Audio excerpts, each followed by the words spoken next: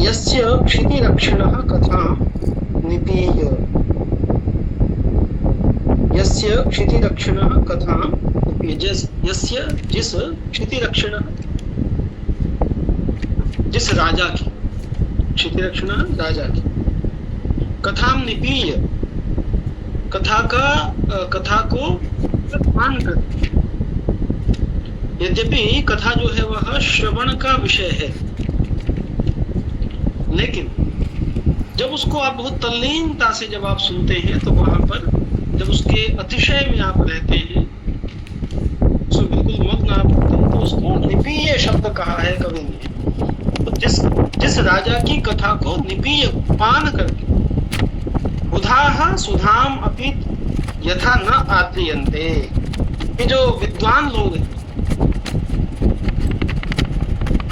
जो विद्वान लोग हैं, बुधाः सुधाम अपि, अमृत को भी जो है, जिस कथा के सामने विद्वान लोग जो है अमृत का भी उस प्रकार से आदर नहीं करते हैं, तथा यथा न आद्रियन्ते, आदर नहीं करते हैं। अर्थात एक तरफ नल की, या ये जो नैषध महाकाव्य में जो कथा पढ़ने थे, राजा नल जो है जिसके नायक हैं, तो उसकी कथा को सुनना हो, तो दूसरी तरफ अमृत मिल रहा है पीने के लिए, पान के लिए, तो कह रहे हैं कि दोनों में से किसी एक को सुनना हो तो नल की कथा को चुनते हैं विद्वान लोग।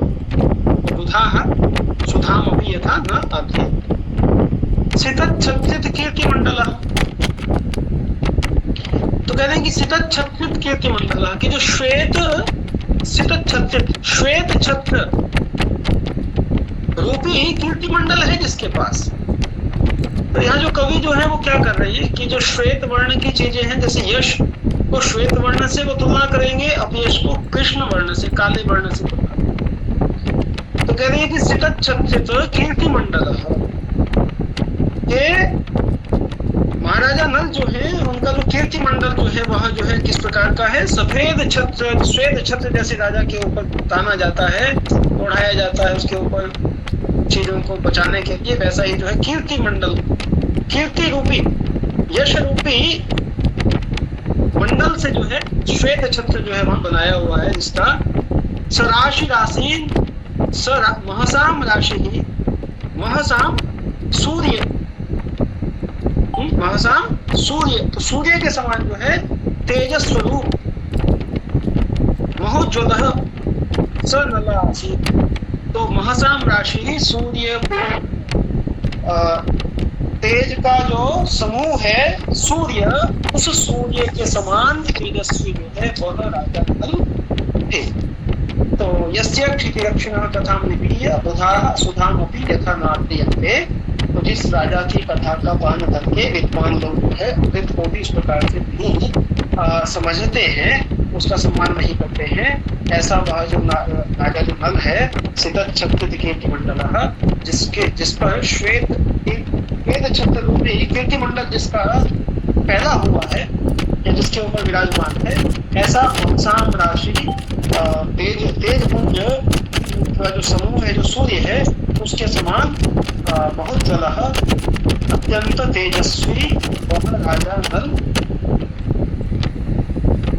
आगे चले, रसई कथायस्य सुधावधीरणे नलः सपूजा विरपूर्णात् स्वर्ण दंडैक सितात पत्कृत प्रतापावधि कीर्तिमन्। तो कहते हैं कि यस्य कथा, जिस राजा नल की कथा, रसई ही सुधावधीरणे, तो जिस राजा नल की कथा, उस कथा से जो प्राप्त होने वाला जो रस है वह सुधा अमृत को भी तिरस्कार करने वाला है, अवधीरणी तिरस्कार करने वाला, पूजानी ही सर नल, तो ऐसा जो राजा जो नल है वह स्वर्ण दंडैक, तो कह रहे हैं कि सोने का दंड जो है, सोने के दंड का रंग कैसा है, तो पीत वर्ण का होता है, पीले रंग का होता है, तो स्वर्ण दंडैक सितात पत्रित, तो सोने का दंड और जो ऊपर जो श्वेत छत्र है ये कैसा प्रतीत होता है, ज्वलत प्रतापावली, ज्वलत प्रताप, जलती हुई प्रताप रूपी अग्नि पर जिस प्रकार से हो, कीर्तिमंडल श्वेत वर्ण और ज्वलत प्रतापाग्नि जलती हुई प्रताप रूपी अग्नि जो है वो पीत वर्ण। तो अग्नि जो है वो पीत वर्ण को द्योतित कर रही है और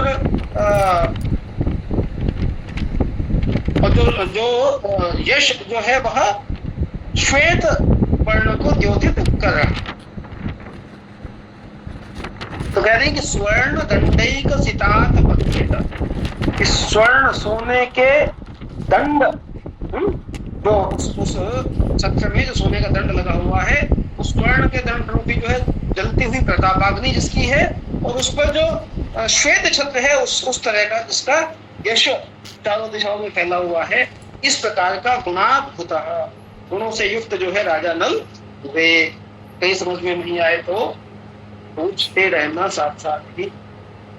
पवित्र मत्ता तनुते जगत युगे स्मृता रसक्षालनयेव यत् कथा कथम न सा मत्किरमाविलामपि स्वसेविनीमेव पवित्रयिष्यति। तो कह रहे हैं कि अत्र युगे यत् कथा स्मृता, तो अत्र युगे इस युग में जो है यत् कथा, जो कथा जो है स्मृता, जिस कथा के स्मरण मात्र से रस क्षालनया इव जगत पवित्रम आतनुते। तो कह रहे हैं कि रस क्षालनया, तो जैसे जल से किसी चीज को शुद्ध किया जाता है, धोया जाता है, पवित्र किया जाता है, शुद्ध किया जाता है, तो कह रहे हैं कि ऐसे ही जो ये कथा जो है ये भी क्या करती है, पूरे संसार को पवित्र करती है। सा आविलामपि स्वसेवनी एव मद्गिरम कथम न पवित्रयिष्यति। तो कह रहे हैं कि सा वह जो कथा है, आविलामपि दोष युक्त होते हुए भी, स्वसेविनी उसकी जो सेविका है, उस कथा की जो सेविका है, मद्गिरम मेरी वाणी। तो अब ये वाणी जो है, मेरी जो वाणी है, इसी ने तो इस कथा का प्रणयन किया है, तो यह उसकी सेविका है, उसका संस्कार कर रही है, परिष्कार कर रही है। तो ऐसे ही मैंने उस वाणी को प्रथम वो पवित्र, कैसे उसको पवित्र नहीं करेंगी, अर्थात मेरी वाणी को भी यह कथा जो पूरे संसार को पवित्र करने वाली है, मेरी वाणी को भी पवित्र कर देगी।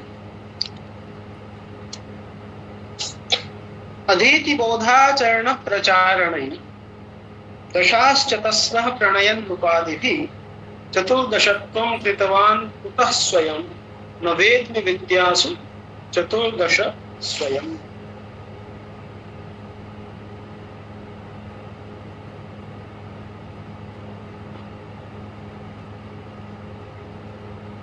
तो कह रहे हैं कि अधीति, बोध, आचरण और प्रचारण। अधीति, बोध, आचरण और प्रचारण। तो अधीति पढ़ना, बोध उसको समझना, आचरण में लाना, प्रचारण प्रवचन का।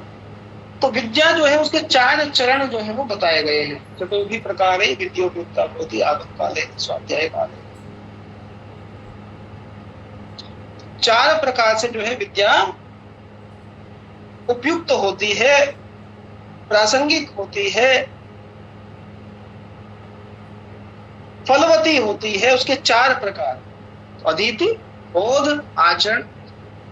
तो कह रहे हैं कि अयम चतुर्दशसु विद्यासु, राजा नल ने जो है 14 विद्याओं में अधीति, बोध, आचरण और प्रचारण, इन जो इसके 4 प्रकार हैं विद्या के, इन उपाधियों से चतस्रः दशाः प्रणयन, तो उससे जो है इसकी 4 दशाएं और उसने बढ़ा दी, तो 14 गुणा 4 इस प्रकार से। स्वयं चतुर्दशत्वं कुतः कृतवान् इति न वेद्मि। तो कह रहे हैं कि इसको तो 56 होना चाहिए था, फिर भी ये जो 14 विद्याएं हैं वो 14 ही कैसे रह गई, ऐसा मैं नहीं समझ पा रहा हूं। तो 14 विद्याओं को जो है 4 वेदों से आप गुणा करेंगे तो 56 वेद होने चाहिए, लेकिन 14 ही कैसे हुए, तो ऐसा विरोध हुआ। तो कह रहे हैं कि उन विद्याओं को चतुर्दशत्व अर्थात अध्ययन आदि से 4 अवस्थाओं में वो परिणत कर दी ना। तो 14 गुणा 4 नहीं किया, उन 14 को ही 4 तरह से उसका जो है प्रयोग राजा नल ने किया। अमुष्य विद्या रसनाग्र नर्तकी,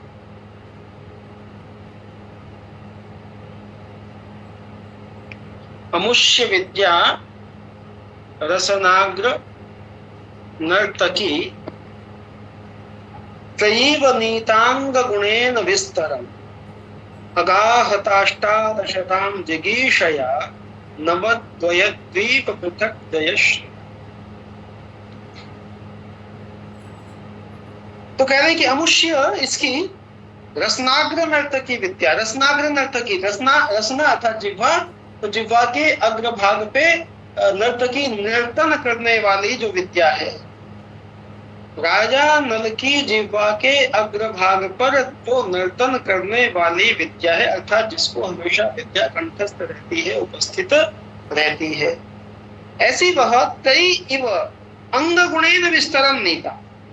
तो वह जो वेदत्रयी जो है वह अंग गुणेन, उसके जो वेदांग जो है, जो 6 हैं, विस्तरम नीता, विस्तार को प्राप्त हो गई, तो 6 × 18 हो गई।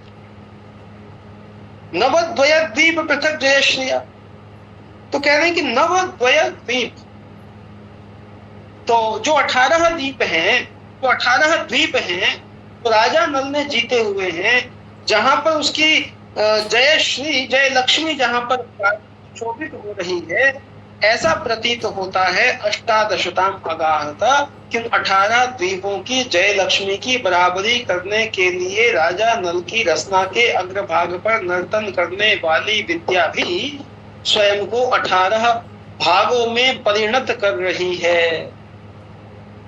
ओके,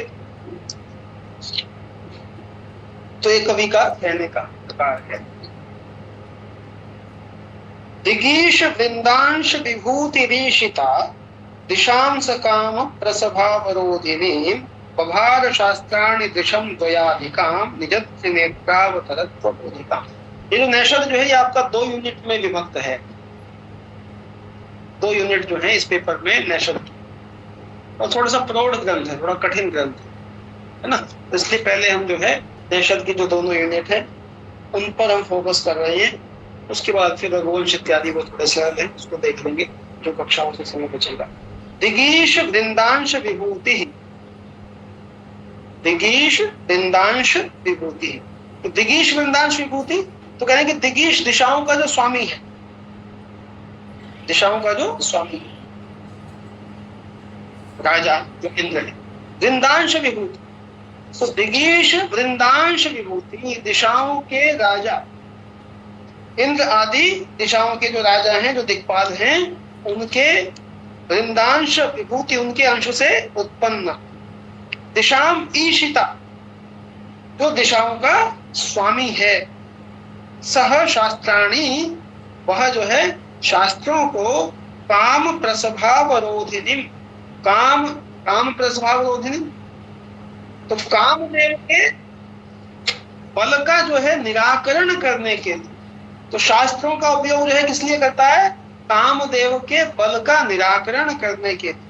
तो काम प्रसभावरोधिनी निज त्रिनेत्रावतरत्व बोधिकाम, तो कह रहे हैं कि निज अपने त्रिनेत्र अवतरत्व बोधिकाम।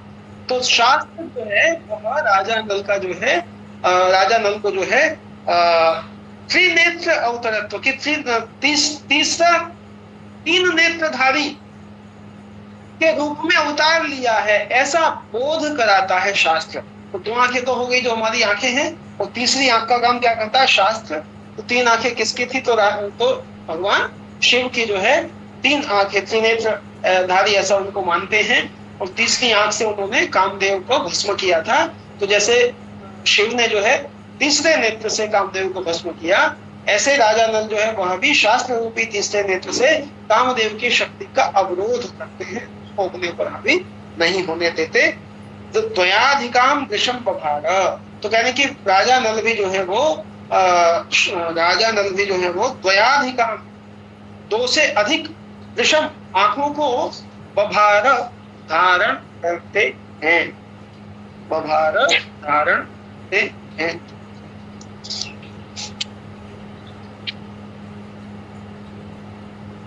पदैश्चतुर्भिः सुकृते स्थिरीकृते कृते मुनाकेन तपः प्रपेदिरे भुवं यदेकान्तिकनिष्ठया स्पृशन् दधावधर्मोऽपि कृशस्तपस्वी। तो कह रहे हैं कि अमुना इसने कृते सुकृते चतुर्भी पदई स्थिरे कृते, तो कह रहे हैं कि अमुना इसने कृते सुकृते चतुर्भी पदई स्थिरे कृते। तो कृते सतयुग में जो है सुकृते धर्म के जो है धर्म को जो है चतुर्भी पदई स्थिर करते, धर्म को चारों पैरों से स्थिर कर देने पर राजा नल ने जो है सतयुग में धर्म को चारों पैरों पर स्थिर कर दिया है। मान्यता तो ये रहती थी कि एक युग में एक धर्म की प्रधानता होती है, तो कहीं जो है वो दान की प्रधानता है।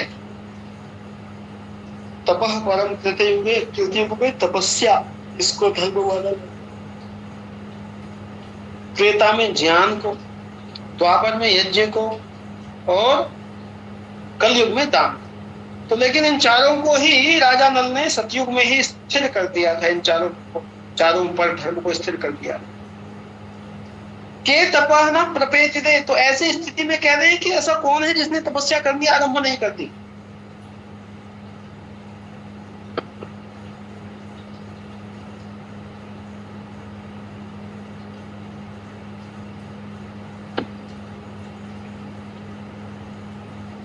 कौन है जिसने तपस्या करनी आरंभ नहीं कर दी।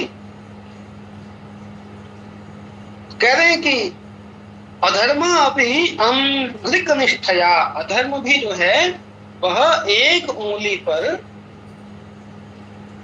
वो स्पृशन पृथ्वी को स्पर्श करते हुए तपस्विता और कमजोर होकर जो है तपस्विताम दधौ, तपस्या कर रहा है, तपस्या करने लगा। तो कह रहे हैं कि राजा नल ने सतयुग में धर्म को चारों पैरों पर स्थिर कर दिया था। ऐसा कौन है जो तपस्या नहीं कर रहा था, अर्थात सभी तपस्या कर रहे थे।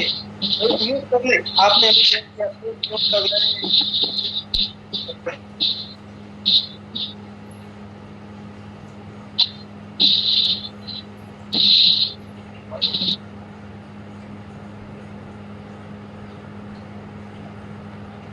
को स्पर्श करते हुए कमजोर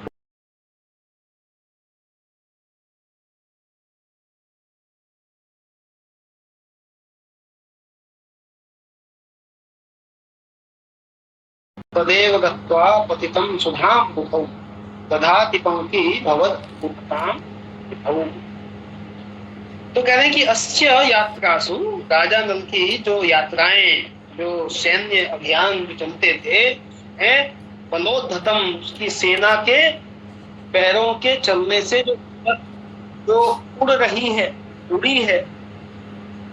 स्फुरत प्रतापानल, स्फुरत प्रतापानल, जलती हुई प्रताप अग्नि से उठते हुए सुंदर धूम मंजिमा यत रजः। तो कह रहे हैं कि राजा नल की सेनाओं के चलने से वहां पर जो धूल उड़ रही है, वो धूल कैसी है? जलती हुई प्रतापाग्नि से उठते हुए धुएं जैसी सुंदर जो धूल है, वह तद एव गत्वा सुधाम बुधौ पतितम। तो कह रहे हैं कि वह ही जाकर जो है सुधाम बुधौ पतितम, सुधाम बुधौ पतितम, अर्थात क्षीर सागर में जाके वो गिर गई। पंखी भवत, और गिरने के बाद क्या है? वो कीचड़ बनी। और कीचड़ बनने के बाद जब चंद्रमा वहां से निकला क्षीर सागर से, सब जो समुद्र के मंथन के समय में,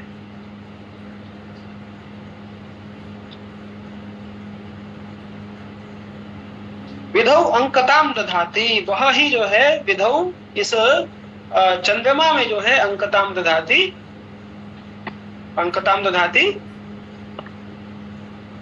जो उस पर जो क्या कहते हैं, सिंपल सी बात, चांद में दाग कहते हैं ना, चांद में दाग है, निशान पड़े हुए हैं, ऐसा कहते हैं, यहाँ से दिखते हैं ना जो काले काले धब्बे।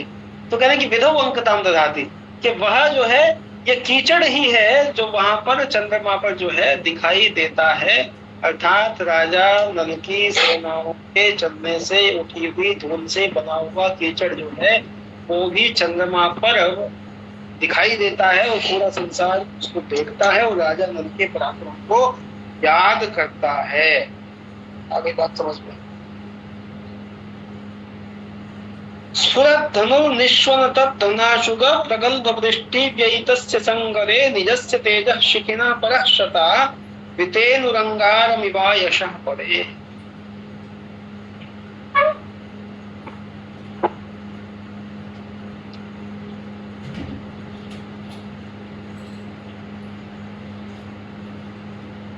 कह रहे कि संगरे युद्ध में परशताः सैकड़ों, परे शत्रु, परशताः सैकड़ों, परे शत्रु जो है, स्फुरत धनु, स्फुरत आवाज करता हुआ चमकता हुआ जो धनु है, चमकता हुआ जो धनुष है, और निस्वन धनाशुग, और उससे जो निकलती हुई जो आवाज है, जब धनुष बाण आप छोड़ते हैं तो उससे ध्वनि निकलती है, तो कह रहे हैं कि चमकते हुए और आवाज करते हुए धनुष से प्रगल्भ वृष्टि यही तस्य, तो जैसे कैसे तो कह रहे हैं कि जैसे बादल जो है चमकता भी है और गरजता भी है ना, और वह फिर क्या करता है, वृष्टि करता है। तो ऐसे ही गरजते हुए और चमकते हुए धनुष से जो है बाणों की जब वर्षा हो रही है, तो तस्य निजस्य तेजः शिखिनः अंगारम इव अयशः वितेनुः।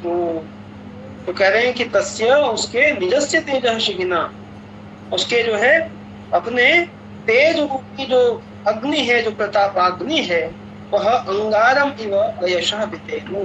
कह रहे कि अंगारा जैसे बुझ जाता है तो वो काला हो जाता है, तो जैसे वो अपयश का प्रसार करता है, ऐसे ही जो है राजा नल के द्वार के धनुष से निकले हुए बाणों से जब सब विरोधी राजाओं की जो है प्रतापाग्नि बुझ गई, तो वह भी जो है उनके अपयश का प्रसार कर रही थी, उन राजाओं के अपयश का प्रसार कर रही थी।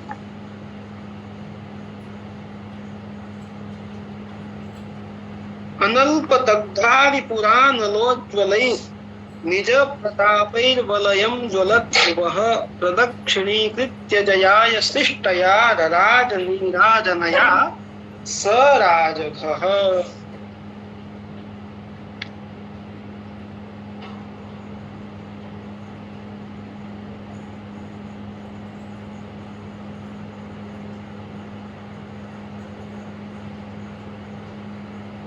कह रहे कि राजघ, राजघ किसको कहते हैं, जो राजाओं का वध करने वाला, उसको कहते हैं राजघ।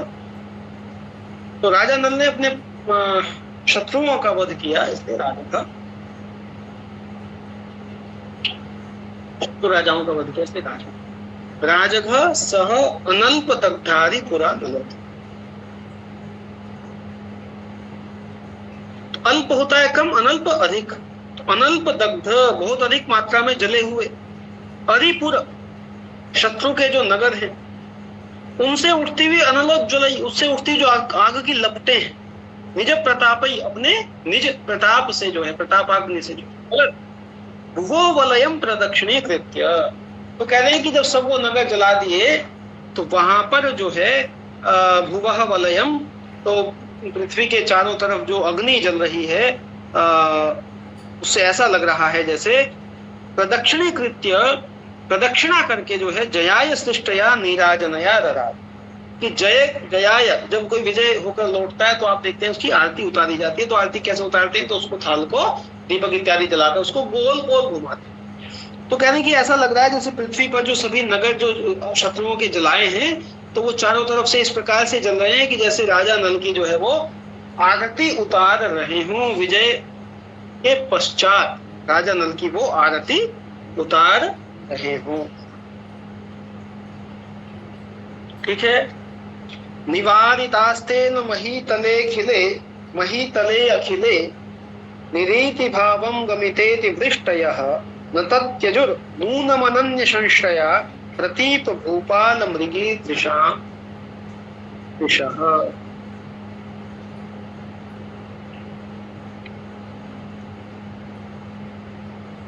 तो कहेंगे तेन अखिले महितले, तेन उसने अखिले महितले पूरी पृथ्वी पर, अखिले महितले पूरी पृथ्वी पर, निरीति भावम गमिते, निरीति भावम गमिते। तो इति होती है जो आपदाएं होती है। तो 6 प्रकार की आपदाओं का परिगणन किया जाता था प्राचीन काल में। क्या क्या थे? अतिवृष्टि, अनावृष्टि, मूषक चूहे जो आ जाते हैं फसल खराब करते हैं, दूसरी चीजें शलभा, टिड्ढे, शुकाह, तोते, अत्यासन्नाश्च राजाना, और जो है जो शत्रु राजा निकट आ जाता है। तो इस प्रकार के 6 उपद्रव, 6 आपदाएं मानी जाती है। उसमें से एक आपदा क्या है? अतिवृष्टि। तो कह रहे हैं कि तेन उसने अखिले महितले पूरी पृथ्वी पर निरीति भावम गमिते, कि पूरी पृथ्वी को उसने क्या कर दिया था? अपने राज्य को निरीति भावम, किसी भी प्रकार की आपदा वहां पर शेष नहीं बची थी, किसी भी प्रकार की आपदा वहां पर शेष नहीं बची थी। तो ऐसा करने के बाद निवारिता अतिवृष्टयः, तो अतिवृष्टि जो है वो भी निवृत्त हो गई, अतिवृष्टि को भी कहीं जगह नहीं मिली।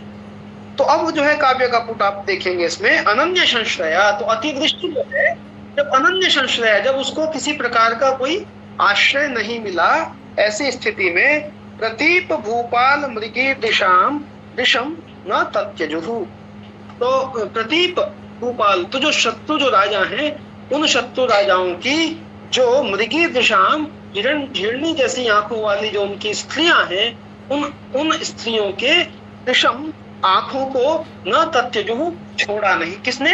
अतिवृष्टि। अतिवृष्टि ने जब उनको कहीं आश्रय नहीं मिला राजा नल के राज्य में, तो शत्रु राजाओं की पत्नियों की, महिलाओं की आंखों को ही अपना आश्रय बना लिया। अर्थात कि अब क्योंकि शत्रु राजा तो नल ने सब समाप्त कर दिए हैं, है ना, और जो उनकी स्त्रियां जो है वो लगातार आंसू बहाती हैं।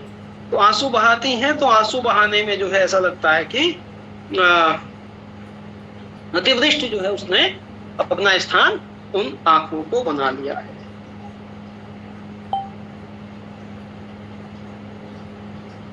सितांशु वर्णैर्वयति स्म तद्गुणैः महाशिवेम्नः सहकृत त्वरेवहु दिगंगनांगाभरणं रणांगणे यशः पटं तद्भट चातुरी। कह रहे हैं कि तद्भट चातुरी, थोड़ा सा इसको ध्यान से समझेंगे।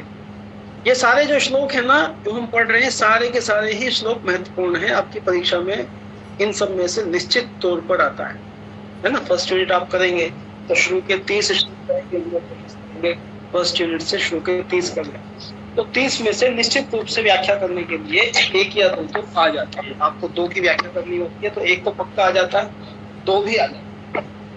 उससे प्रत्येक श्लोक को महत्वपूर्ण मानकर समझे, आप उसको एक साथ। सितांशु वर्णैर्वयति स्म तद्गुणैः, तो कह रहे हैं कि सितांशु तद्भट चातुरी, तद्भट, भट होते हैं योद्धा, तो कह रहे हैं कि तद्भट उसके योद्धाओं की जो चातुरी, चतुराई है, वो तो तुरी के समान। तो ये जो ना जैसे धागा काटते हैं, क्या कहते हैं, सूत काटते हैं, तो उसमें एक होती है तुरी और एक होती है वेमा। एक होती है तुरी, उसको तांती कह देते हैं, और एक होती है वेमा, बाएं दंड को जो इसमें वो लपेटा रहता है, रुई या जो भी है ना। तो 2 चीजें। तो तद्भट चातुरी, तो उसके योद्धाओं की जो चतुराई है, उस चतुराई रूपी तुरी से, तांती से, महासी वेम, और अपनी तलवार रूपी वेमा से, सहकृत्वरी, तलवार रूपी वेमा से सहकृत्वरी। तो सहकृत्वरी, सहकृत्वरी तो उसके साथ मिलकर, तो राजा नल की जो योद्धाओं की चतुराई है और उनकी जो तलवार है, ये दोनों मिलकर रणांगणे, युद्ध के मैदान में, सितांशु वर्ण, श्वेत वर्ण के तंतुओं से जो है, धागों से जो है, दिगंगनांगा भरणम, दिगंगना दिशा रूपी स्त्रियों के अंगाभरणम, दिशा रूपी स्त्रियों के शरीर ढकने के लिए वस्त्र जो है, आभरण जो है वो बना रहे थे। बहुयशः पटम, तो दिशा रूपी जो स्त्री है उसका जो वस्त्र जो है वो क्या है, यश रूपी वस्त्र। तो मैंने बताया था श्वेत वर्ण की बात आएगी, उसको यश से जोड़ेंगे, है ना। तो यहाँ पे श्वेत धागों से, तो श्वेत धागों से जो है वो किस प्रकार के वस्त्र बुने जा रहे हैं, यश रूपी वस्त्र बुने जा रहे हैं। जो चारों दिशाओं जो है वहां उसको, उसका यश जो है चारों दिशाओं में फैल रहा है, प्रसारित हो रहा है। इस प्रकार के राजा नल की स्थिति थी। प्रतीप भूपैरिव किं ततो भिया विरुद्ध धर्मैरभिभेदितोज्झिता अमित्रजिन् मित्रजिदोजसा सयद् विचार ऋक् चार ऋक् अप्यवर्तत।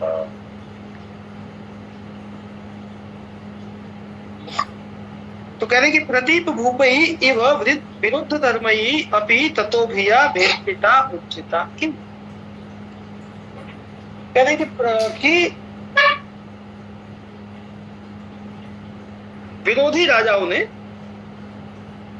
प्रतीप भूपैः इव विरोधी राजाओं के समान, राजा नल के जो विरोधी राजा हैं उनके समान, विरुद्ध धर्म, जो विरुद्ध धर्म है, क्या उन्होंने भी ततो भी राजा नल से डरकर भेदसिता उज्झिता, आपस का जो उनका भेद है, तो विरुद्ध धर्म का मतलब है जैसे गर्म और ठंडा एक साथ नहीं रहते, है ना।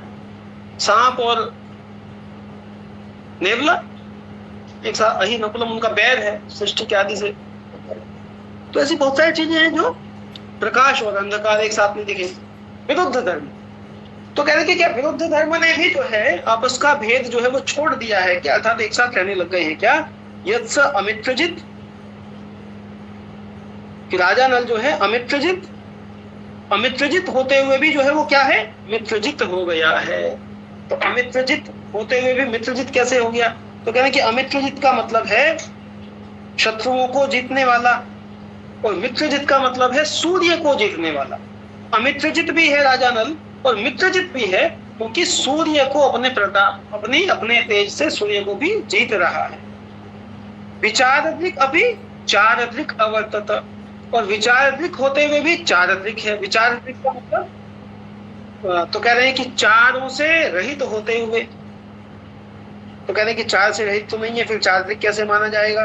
तो कह रहे हैं कि विचारद्रिक का मतलब है विचार पूर्वक कार्य करने वाला होते हुए भी चारद्रिक। चारद्रिक का मतलब है कि चार अर्थात गुप्तचर जिसकी आंखें हैं। तो एक तो विवेक से काम करता है, दूसरा गुप्तचरों की सूचनाओं के आधार पर काम करता है। तो दोनों प्रकार की स्थितियां राजा नल के साथ में हैं। तो एक तरफ ये कि विरोध है कि अमित्रजित होते हुए भी मित्रजित, विचारद्रिक होते हुए भी चारद्रिक, है ना। तो परंतु तो उन्होंने उसका स्पष्टीकरण दे दिया कि अमित्रजित अर्थात शत्रु को जीतने वाला, और मित्रजित अर्थात जो है वो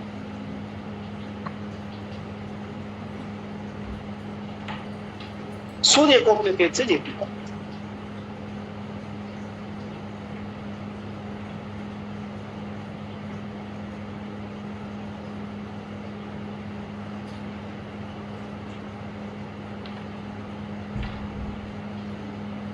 चलो, तदोजसस्तद यशसः स्थितौ इमौ वृथेति चित्ते कुरुते यदा यदा यदा यदा तनोति भानुः परिवेश कैतवात् तदा विधि कुंडलनाम विधोरपि। तो कह रहे हैं कि विधि, विधाता जो है, तद ओजसः उसके ओज, तद यशसः और उसके यश, उसके पराक्रम और उसके यश को, स्थितौ की इनके होने पर, इमो वृथा इति ये दोनों व्यर्थ हैं।